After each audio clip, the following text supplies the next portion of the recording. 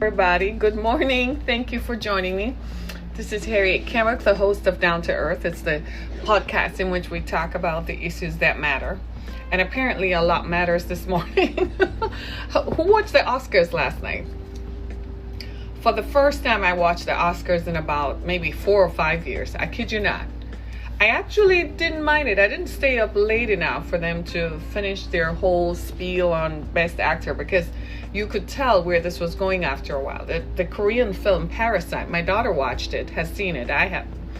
But she says it's worth watching. So after a while, you could tell where this was going. But it was nice to see Brad Pitt out, wasn't it? Did you all enjoy that? Oh, it was nice. And I'm still sitting there like, he's supposed to be eternally young. What happened? You're looking at him like, no way. Life is getting on when Brad Pitt is getting on, right? And it was nice to see all of that. The Oscars they were trying to really not make the Oscars so white.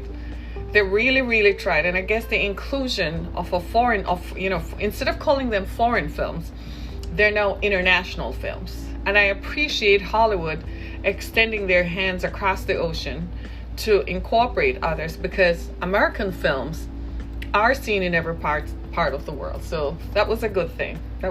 So shout out to them for being culturally sensitive to changing times and changing tides, right? There are people all over the world who love what we do. They love watching films. And so they make their own films representative of their culture as well. So it was good to see that. I haven't seen the film Harriet yet, set on Harriet Tubman, because I gather in that film they're rewriting history, kind of like they're adding some white guy who became her savior that is not reflected in the historical record. So I'm not sure that is an authentic depiction of the story, so I'm probably not going to see it. So to hell with that one. And the actress who plays the role is also not American. And I couldn't understand why they couldn't find an American actress to play that role. And then she said some disparaging things against American blacks. So I guess she's going to be on her own for a while. She's going to be hanging out there for a little bit. So too much of that. And then, in case you haven't noticed, there's some controversy going. As you know, I like CBS News in the mornings, right? That's my preferred channel because I think they do a better morning show. I'm not sure that I enjoy a morning TV show that is based on entertainment and the constant barrage of celebrity stuff that the other channels like NBC and so on. I get tired of that. So for years now, I've been enjoying CBS because I think they authentically provide you with news, right? But this story with Gayle King and so on kind of turned me off a little bit. I expected Gayle to be a little bit more sympathetic or empathetic of people's pain, but I guess that was too much to ask, yeah? So I'm not sure that I am going to continue supporting her. And I've been a fan of that network. I liked their show like their morning show, but after that I thought it was a bit insensitive. That is not to say that Kobe was not accused of raping a girl in the bigger context. It did happen. He was accused. The girl did say it happened. And like everything else, it is what it is.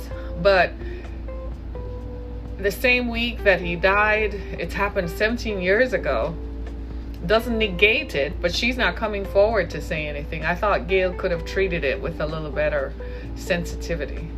It seems like sensitivity is gone, don't you think?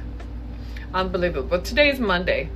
It's a big day for me, and here is why. 9 years ago, in 2011, I published my third book at this time of the year. And the reason I'm talking about it is because it occurred to me as I sat and looked at the calendar this morning that at the time when I was publishing it, everybody was like, the people around me were like, why are you publishing a book?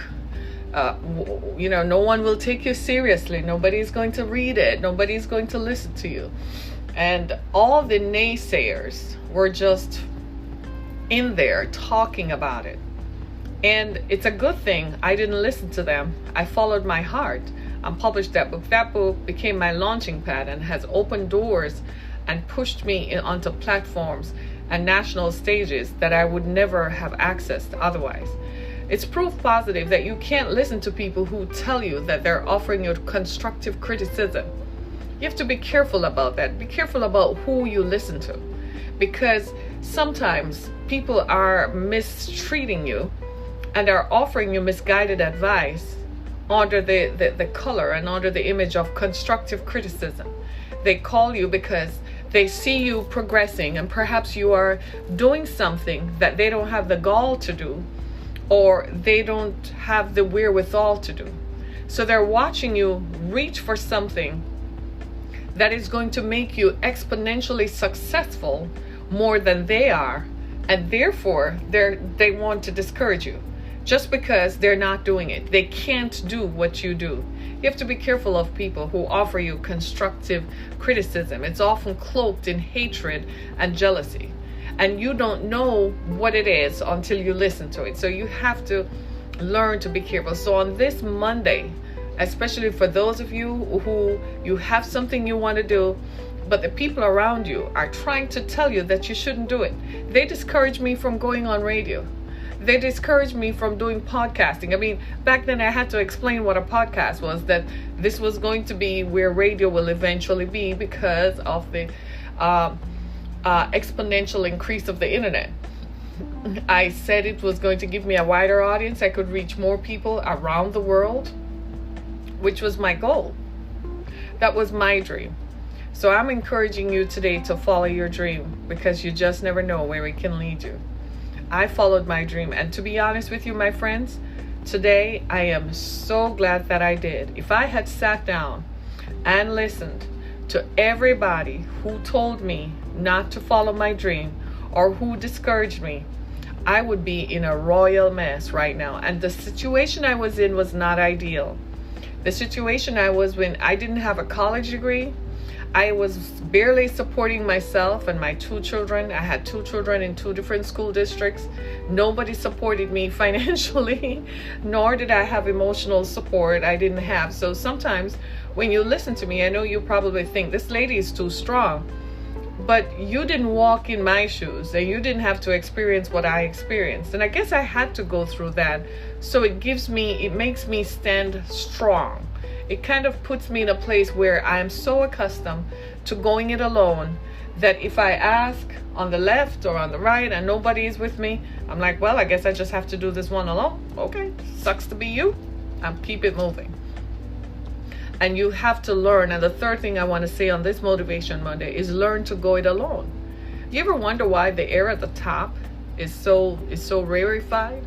You know why when you get to the top, there are only a few people there? It has to. You have to trim yourself to get up. Yeah, it's like a tree growing. The taller the tree grows is the less branches it has. If you keep going and spreading out, eventually they're going to cut you down. So be careful when you have your dream whom you share it with, right? Be careful whom you expose yourself to. Be careful even the atmosphere who are around you. Sometimes I have found, I know I'm working on something big because I find myself alone. I find that I'm alone a lot because there's so many naysayers, so many people. They have this to say, that to say. And when I look at what they have done, I'm like, show me your track record. Then you can come back and talk to me. Right? So I'm so glad I'm looking at you and I'm listening to you, and I'm like, I'm so glad that I followed my dream. Because at the end of the day, it's going to be you. At the end of the day, you're going to be held accountable for what you didn't do that you could have done. And the last thing you want to do is live in regret. On this day, 9 years after I published my 3rd book, Through the Fire, I am so glad that I'm not sitting here 9 years later wishing I had done it. The thing is, once it was published and it was a reality, that's when I realized, just like I suspected, that a lot of the people offering me constructive criticism were just jealous. That's when I realized that their comments were designed to deflate me and to turn me away from something that they could see would make me and launch me into different categories. So now I'm like, they don't matter. right? And you have to have that. It's part of your grooming and part of your strength training to make you stronger on the inside, stronger in your heart, stronger in your mind, where you think, stronger in your emotions, that you get so used to doing it alone that even if someone comes along, if they don't stay, okay, thank you, goodbye, I guess I have to trim you too. I guess you've come as far as you could go, and this is where you get off. I often refer to the journey of life as a train. So your life is like a train, right? You're pulling into the station. And as you start on the journey, different people join you, right? And as you go along, some people get off and some get on. They're only there for a particular time of the journey. And then after that, as they get off, don't try to hold on to them. When they're getting off on the platform, that's their stop. That's where their intersection with your life has just stopped. So don't let that deter you, neither let it stop you from accomplishing your dream. We often, even if you were born a twin, most of us were not born to, some people just can't stay in your life. You have to look at yourself. The greatness about you is such that it is intimidating and terrifying to others. There are some people who don't have the mental fortitude that you have. I know there are times when we don't see you, and when you cry and you give up and you throw stuff. It's human and it's natural. There's some people for whom, if they see that or are exposed to that, it would kill them. Some people would go nuts. But for you, it is your life and it is your dream. Follow your dream.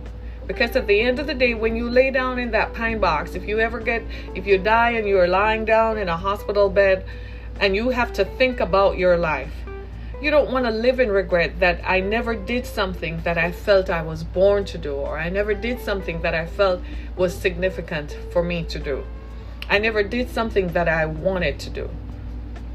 I never did something that could have been meaningful, something that I know in my heart I was prepared and born to do. And that will make you, it determines how you live your life. You know, years ago when I lost my full-time job, that time had come for me. That intersectionality of my life and destiny had come. And I couldn't continue working full-time while building this platform, building this stage for me to be on. And I didn't see it that way because I was single. I wasn't married. And I didn't have the support system financially nor emotionally to sustain a lifestyle. I didn't know what I was going to do, right? And I had to find a way. I had to learn that the fortitude was already in me to survive and to deal with what I had to go through so that I could make it out on the other side. It cost me a lot. It cost me friendships. I don't even know, the relationships between me and my children probably are permanently fractured as a result of that. I kid you not. Because it affects different people in different ways. People are marked as a result of it. All I could say was, trust me, it's going to work out. I just didn't know it would take this long. But in the end, I am grateful that I got a chance to be of service to someone else. In the end, I'm grateful that I got a chance to do what I believe I was called to do, to empower people, to expose some of the injustices that we see in the society, that hopefully, if we cast a light on it, it will better help us to understand why some things happen and why some people are the way they are. Right? So this is why when you hear me talk about controversial issues, it's not designed to offend you, but it's designed to create an awareness as to why do these things happen? Where is this coming from? And because sometimes we live in disconnected circles, we don't recognize that what is happening today is as a result of something that happened 100 years ago that perhaps we never treated properly. And because we never treated it properly, here it comes back to haunt us 100 years later, or 50 years, or 20 years, or 15 years ago. But it is part of what I do, and it's part of who I am. And frankly, I'm going to tell you, just like you are finding out, some of the things that happened to you, you wondered why they happened. Well, you have a story to tell. So tell your story. Whether you're going to create a short story or whether you're going to tell the full impact of your story. Maybe you are not a writer. Maybe you're just a storyteller. Maybe the way you tell your story is different. Maybe you tell your story in the form of service to your community. whatever you do, I know, and you know, I am so grateful that you take the time to serve someone else. I'm so grateful that you have an opportunity to somehow find your purpose and live your life to the fullest. I kid you not, I have no plans for dying. I think death is afraid of me, right? I have no plans for that. But I must recognize that at the end of the day, I'm human and my body is organic. And if that day comes that I have to leave this earth, I'm telling you, I'm going to go out protesting that I still didn't get a chance to finish what I set out to do. So I'm encouraging you on this, the 10th day of February. It's 32 days, 41 days into 2020. It's time for you to get moving. Don't just sit back. Don't push it off. Don't become distracted. Procrastination is the demon that keeps people from fulfilling their process and fulfilling their purpose. You know what I'm talking about. You're all looking at me like, procrastination is a demon. Right? Get off that procrastination demon and get busy doing what you know that you're called to do. Because sometimes it might just be me whom you bless. Right? And it's worth it. The pain of the process is worth it. I tell you the honest truth, sometimes I don't remember the pain. I may have a memory of something, but I don't remember the pain associated with it. I just have the memory. And then I say to myself, that must have been painful. But I don't have the pain, the memory of the pain, just the memory of the event. And it's worth it. When you change someone else's life, when your life at the intersection of someone else's life causes them to view their circumstances in a different way, that's how you know you've had an impact, right? And that brings me to what I want to talk about today, because I've been talking about human trafficking. And much to my surprise, now there's more information emerging on what human trafficking really is and how it started. And I'm finding, like most of us, a unique perspective that is coming from the pages of history, literally, and history as recorded here in the U.S. And our country is such a fascinating one. Where, compared to other European nations, we're relatively new. And I often refer to this as the democratic experiment, because we're still tweaking it, trying to make it work. But I think everybody can attest to the fact that we've made a great success of making it work, because we're still free 220 years later and we don't have uprisings, right? I think it's because we got the secret. You know what the secret is? Making everybody feel empowered and happy. As long as people feel like they have some control over their outcome, they're like, oh, okay. Oh, okay. Can I go to the movies now? Can I go watch a ball game? Then I'm good, right? I got my cable on, right? So today I want to talk about something that I came across, and it's the myth of white slavery. Honestly, y'all, I forgot that this actually happened. I forgot that this happened in history. And I've been so focused on human trafficking in our modern context. And I think most of you will remember that I often reference human trafficking as modern day slavery, and that traffickers today use the playbook of slavery. But I have forgotten that there was white slavery. I've forgotten the historical precedent that was set. And it kind of yesterday, I think it was Saturday night, as I was preparing for something to say on Sunday morning, I came across the story, and my producer brought it to my attention and said, this is something you should talk about. And I was like, oh my God, I completely forgot that this actually happened. And so I want to bring it to your attention today with the hope that it will provide some clarity as to why in our world today we still have issues of human trafficking. And I want to show you the difference between slavery, traditional slavery, shall we say, and modern slavery. And so it will bring some level of awareness and clarity. So when folks like me talk about human sex trafficking, that you will see the context and will say, wait, just like I did. Whoa, we can't have that restart because we had worked so hard to get rid of it. So here in America and in Europe, in Western Europe in particular, the abolition movement had begun. Abolitionists, headed by a guy named Wilberforce. Everybody knows him as the guy who started the Lutheran Methodist churches, right? Everybody is familiar with him. William Wilberforce, right? And they began to say that chattel slavery, the enslavement of black people, was morally wrong and was unchristian-like. And it was not something that could be done. However, Western Europe and some people in Western Europe and America felt like, well, within the context that it provides financial freedom, it may not be so, it may not be wrong. And if we have to continue to enslave black people to make white people rich, then it definitely is not wrong. That was the prevailing idea at the time. So after slavery ended, when Wilberforce and other abolitionists began to propagate and began to express their desire to end traditional chattel slavery. Slavery, of course, meaning the ownership of one human being of another, chattel slavery, so you are treated like property. When Wilberforce and other abolitionists began to propagate for an end to this, naturally, what happened was an awareness that maybe this is not the Christian thing to do. And so after slavery was abolished in the early 1800s, believe it or not, the movement to end slavery began in the 1700s. Can you believe it? Makes you wonder, why did it continue, right? You're going to see it in just a minute. And so when they began that movement to end it, by 1808, it was illegal. Slavery as an institution became illegal in Britain. Can you believe it?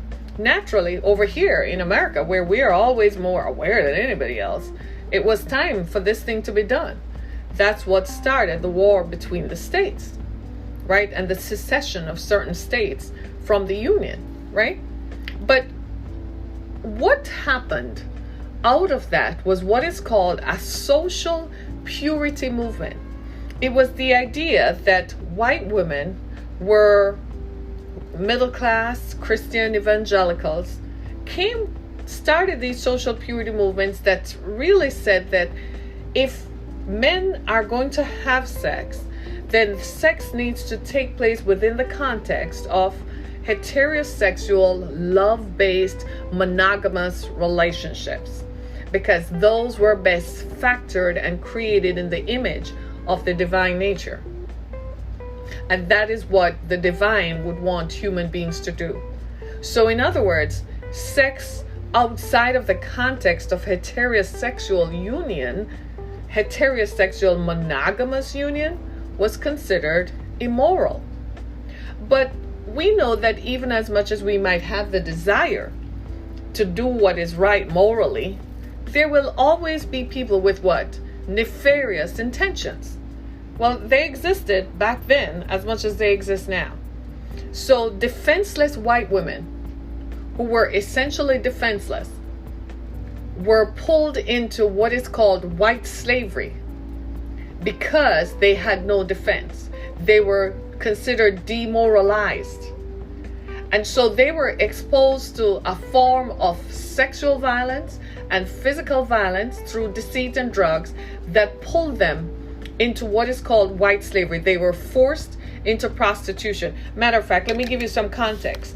The Mann Act of 1910 describes white slave traffic act. I kid you not, the Mann Act. And here's what it says. It criminalizes the transportation of women and girls across state lines for the purpose of prostitution and immoral purposes. That was in 1910.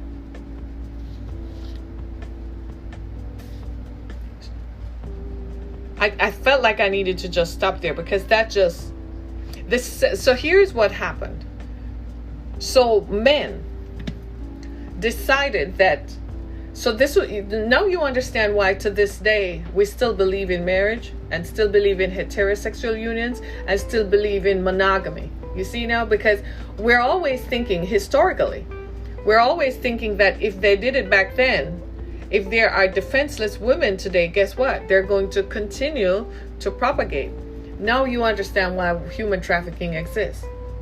The only difference between human trafficking as it operated then and now is, guess what? Today's human trafficking is not permanent. Today's human trafficking is temporary. It's physical and sexual enslavement, no less. But it's not a lifetime existence. Back then, a person was born into slavery, they stayed in slavery. Today, they snatch people, they deceive them, they coerce them, they force them, they fraudulently get them to believe that they're going to provide something that they never do. But it is still not permanent. Just like then, people didn't engage in it. Most people who are human trafficked do not identify as such and don't recognize while they're going through it that they're being trafficked. It's kind of what we call that fight or flight mechanism. You're just trying to survive to get yourself out of this. And you're seeking to get your way out of it. But violence is the commonality that covers this, because people then were violent then and people are still violent today.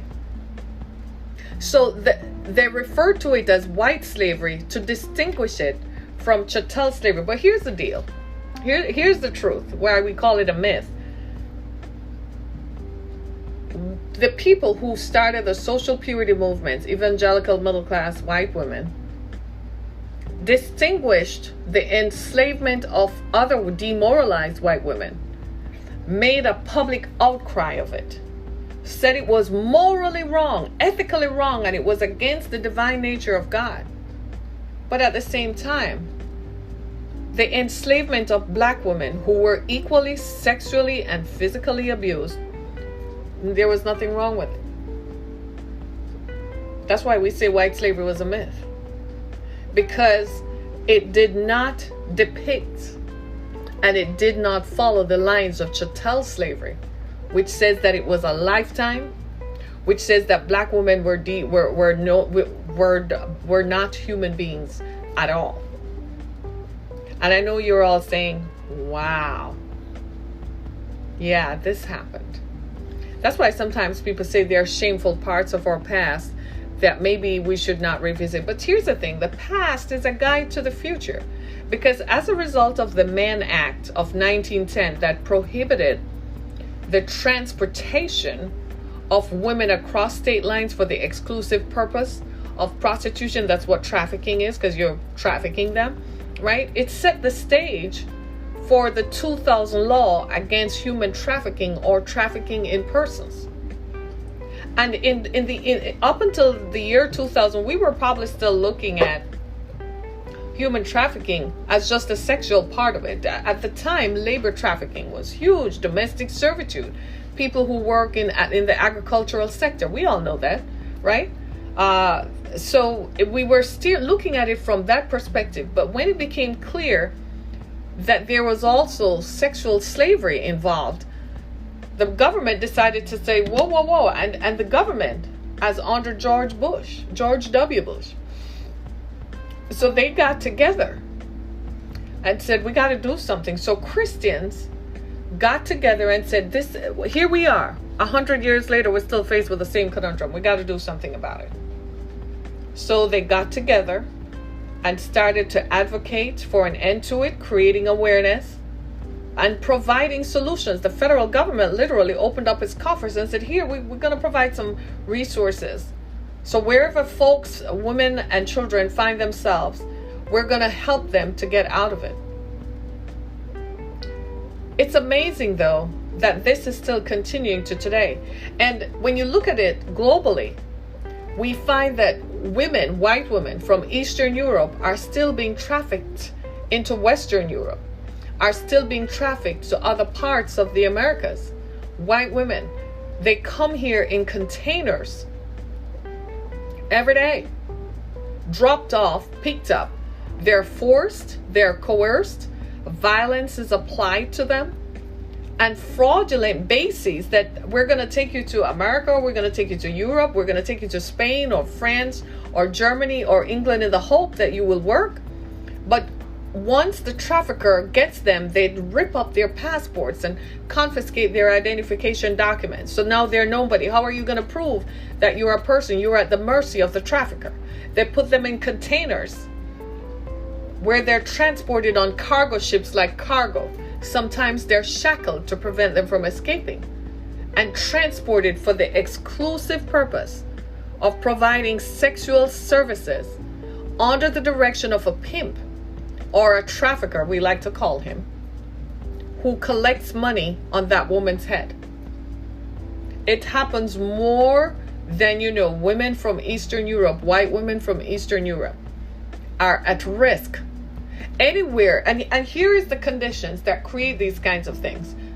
Anywhere vulnerability exists, people are at greater risk for being trafficked. And there are a couple of things that support these conditions to happen. One of which is social and political upheaval. The social and economic situations that exist today have created vast disparities in wealth. So you have people who are extremely wealthy, hence billionaires. Everybody wants to be a billionaire, right? And people who are poor. And that's a great vulnerability, because now what happens to people who can't take care of themselves? They're at risk for somebody to come in and show you, flash something in front of you that says you can be better if you follow what I say, when in fact what they're going to do is sell you into human trafficking, whether it's labor trafficking or cut your body open and take your organs, or sell you into sexual trafficking.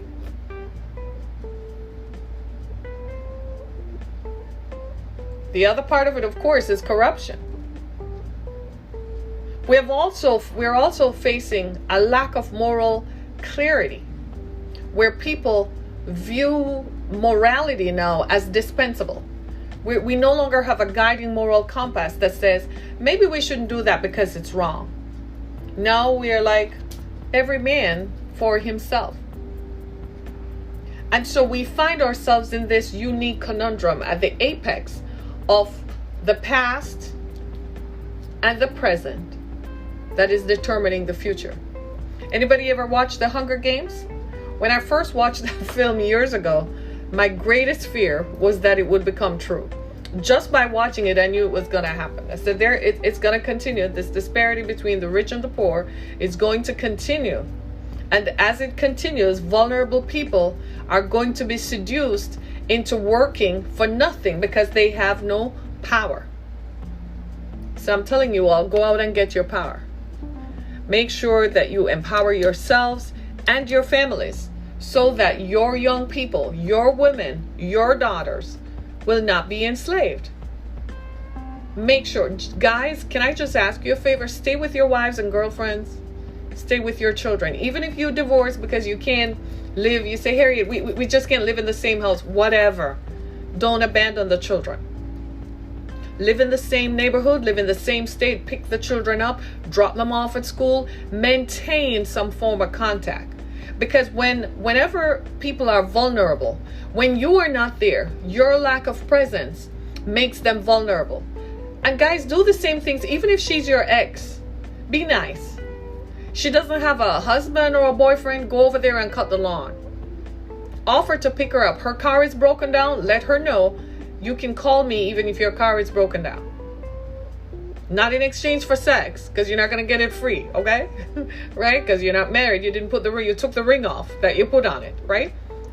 But still stay there so people are not vulnerable, because traffickers have all the time in the world to observe whom they can attack, who is vulnerable, who do not have power, who cannot help themselves. And so they will target those people. And they will target your family, your children. And as much as you think your ex-wife may not be your current immediate family, but if you have children with her, if she hurts and the children know, they're going to come to daddy and say, what can you do? Right? And you're all nodding your heads. Look out for your sisters. She might be married to someone. Well, who is she married to? Find out who this dude is. You know, she comes home and she's all excited. I met someone and we're going out. Get the dude's name and phone number and go do a Google search yourself.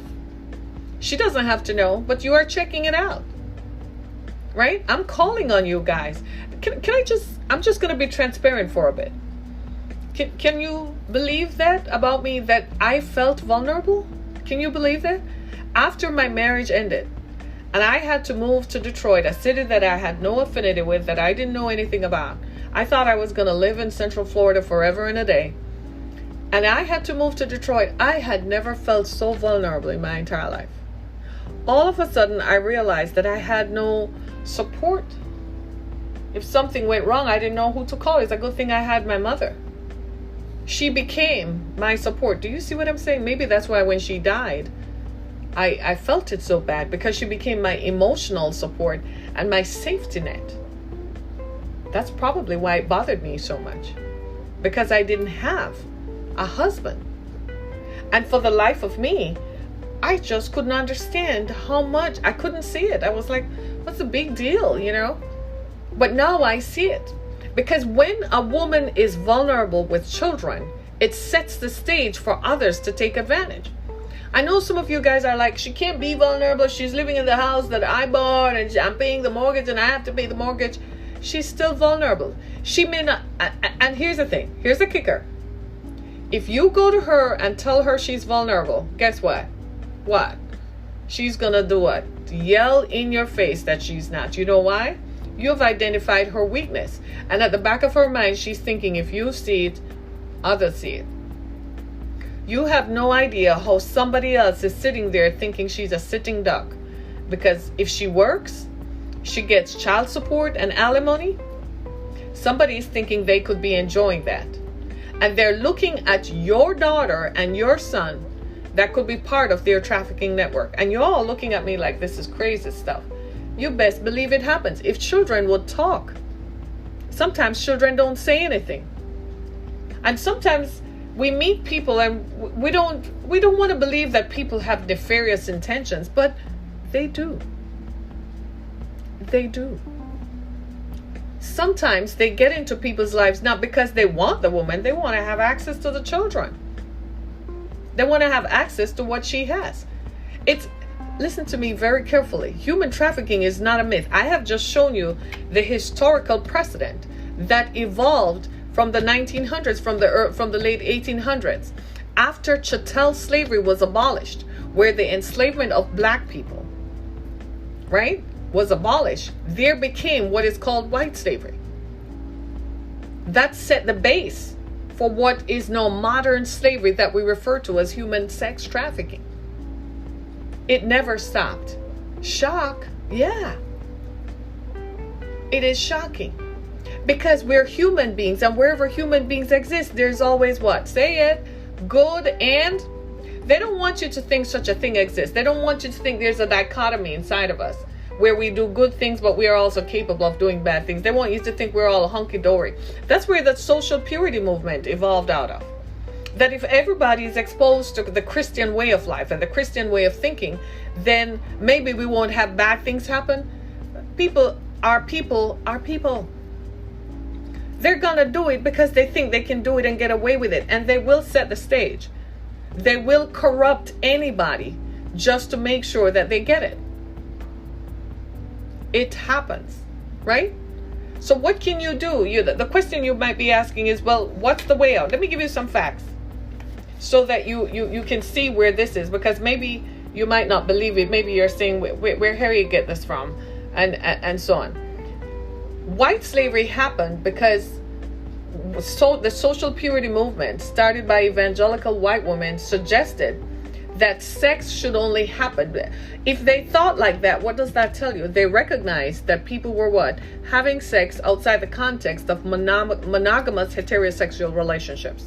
They felt that it was a threat to society and the preservation of the sanctity of peace and harmony in society.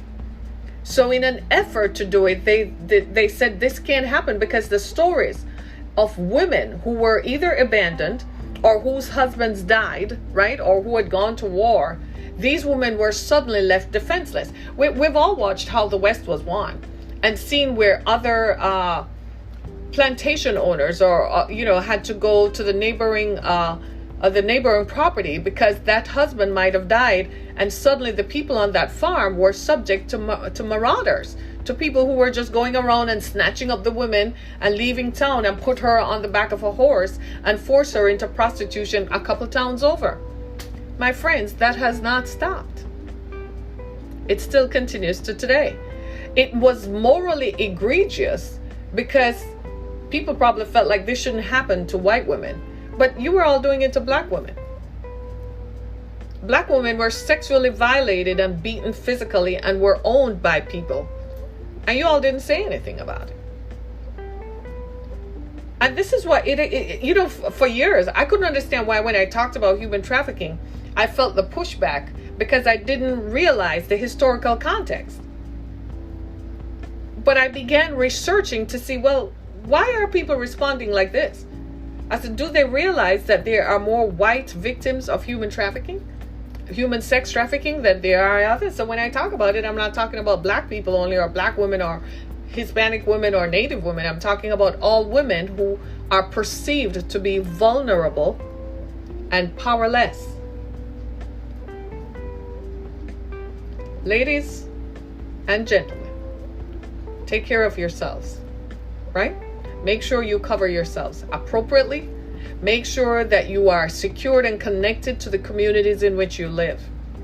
And if you are divorced, for the love of God in Christ Jesus, I have never understood this wandering spirit that makes you get divorced and move to a whole town where you don't know anybody, where you're not connected, and then your children start going missing, your dog, your cat, your children, and before you know it, you have to pack up to leave town because something. You've all seen the Lifetime movies. Those are real.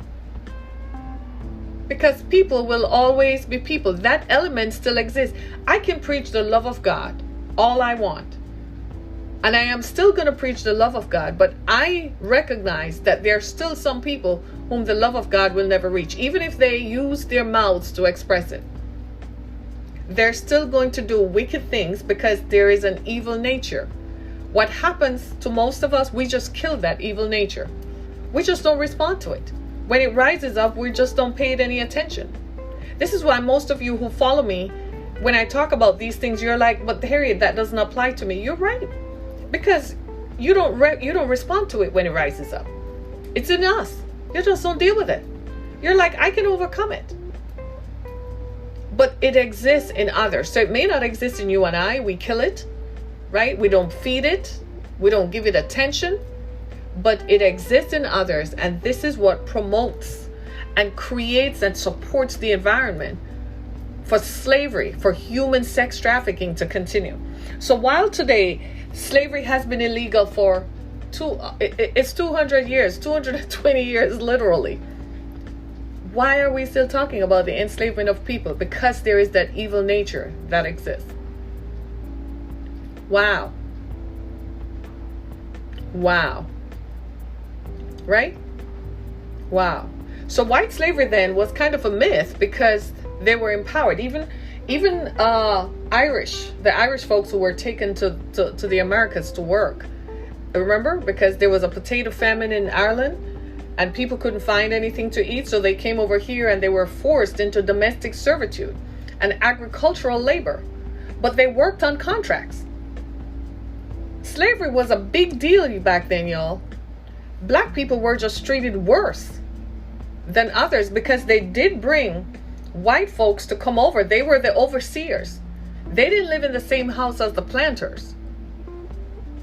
They just emulated what the planter did and carried out his wishes. Yeah? They weren't subject to the physical violence and the sexual violence. But they were not the empowered ones. So we have to be careful then as we look at slavery historically and in modern times. Because slavery still exists in the minds of others. And as long as it continues to exist, there is an environment in which it will proliferate. Right now, if you go to Bangkok and Cambodia, guess what? The first offering they're going to give you, do you want to have sex with a child? They pull children, they seduce them, they coerce them, they snatch them out of villages. They tell them that they're going to take them to the big city to work. Take them off their farms and take them to the big cities where they're put in brothels, children before puberty, before they start having periods, and put them in brothels to exist at the desires of people who want to have sex with children, who are typically American and European, because they have the affluence to travel all over the world.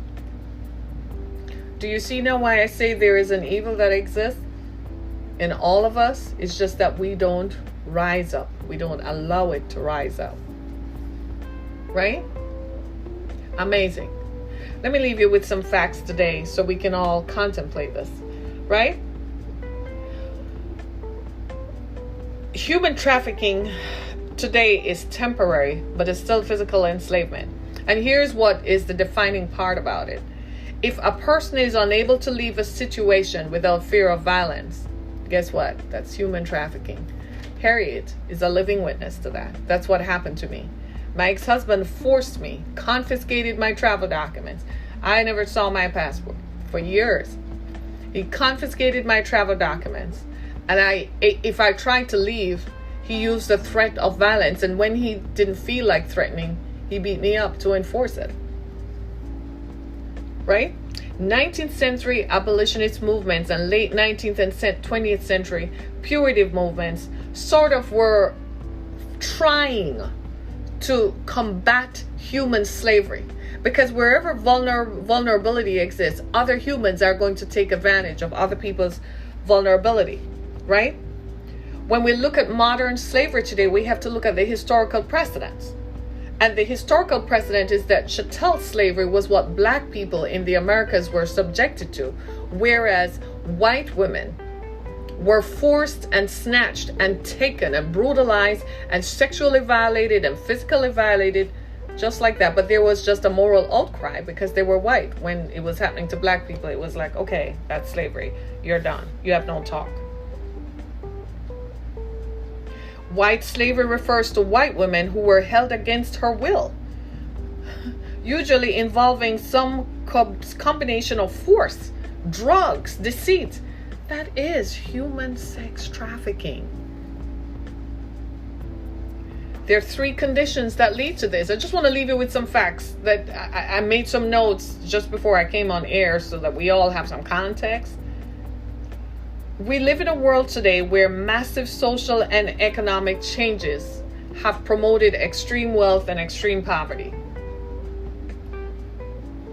We also live in a world where in some countries there is corruption. And wherever governments don't protect their citizens, guess what? Those citizens are vulnerable.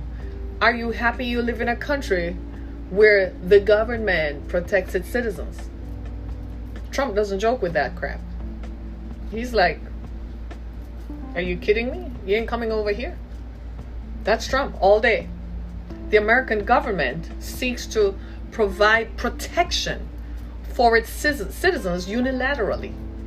They police the borders. They make sure that when you and I go to bed at night, we feel safe. So we now, on the macro level, we have to make sure that we provide that same sense of security for our children. So here's what I suggest everybody does. Talk to your children. Even if you are divorced and you are constrained by legal mechanisms that dictate how often you talk to your children, still send them a text. It's going to help. Talk to your children. Find out who do they talk to. Who are your friends? Who, if you have them for a weekend and they keep talking about a friend, invite them to bring that friend over. Talk to the other parent, the custodial parent. The custodial parent and the non-custodial parent. You need to form a hedge of protection around your children because they are subject to being violated and to be trafficked without you even knowing. Do you know how many children are sexually trafficked and we all don't know about it? They are taken out of their homes at nights to go perform sexual activities and you don't know about it, and they're sent back home before you wake up in the mornings. But we're not going to know if you don't know. If you choose to live in the land of oblivion, and if you choose to live where you don't matter, right? So you have to look at what is it that you are doing and that the rest of us are not doing that is promoting the opportunity for this kind of thing to happen. You have to look at it. You have to look at it within the context of this has got to stop. So I'm encouraging you, form a hedge around your children. They're still your children, right? Form a hedge around you, the female members of your family who might be on the outlying cause. You may not like their activities. You may not even like what they do, but still check in with them. Know where they are. Know who you're hanging out with. Talk to your friends and family. People like to post everything on social media. Can we minimize that? Stop telling everybody where you are going to be, when you are going to be there, and who you're going to be with. Stop telling everybody how often. I mean, it's a crazy thing sometimes. Have you ever read somebody's Facebook post? Well, we're going to be here. Stop. Teach your children. Watch who they interact with on the social media apps that children use. They use apps like TikTok and Snapchat. Tell them to set their pages as private. So if someone sends them a friend request, they have some opportunity to review it. Knowing jolly well that sexual predators are out there watching your children when they get off the bus. Watching how your children, whom they go to which house, and what time you get home from work. They're out there. They're watching. Right? Right? So we gotta be able to look at people, right? And we need to do that, because so many times what we do is we're kind of like just motorized and robotized and going along, right? They're giving me the wrap-up signal. Let me see what else we need to tell you about. So when you look at it, you're all looking at me like, that can't happen to me. Yeah, it does. That's what we all said. I said the same thing. I'm pretty sure my family members said the same thing, only to find out that I was being forced and held against my will, and that I couldn't get out of it without violence, without the threat of violence. He used the threat of violence to control me. My travel documents were seized. At one point, he actually took my driver's license. I kid you not. Right? Interesting, isn't it? Stay with me. If this message has been a blessing to you, I really gotta go. If this message has been a blessing to you, go to my website, harrietkimmock.com. Continue to follow us on Twitter, Facebook, Periscope, Instagram, as well as view my podcast, my other podcasts on Spotify. We're now on iHeartRadio, right? We're now on iHeartRadio. It's Valentine's, it's the season of love. Tonight, at 7 p.m. tonight, we will be interviewing Dr. Rhonda Maddox, who is a psychiatrist who specializes in relationships. So make sure you tune in at 7 p.m. Eastern. Right here, we will be talking about love in the season of love. God help us all, right? It seems like we need more love. We can't have enough, right? So stay tuned. Make sure you come back again and join me at that time. And I certainly look forward to being with you. In the meantime, thank you so much, everybody, for being a part of our show today. I really enjoyed. See you later on this evening at 7. Be blessed, everybody. This is Harriet Kimmock with Down to Earth. Thanks, everybody. Be blessed.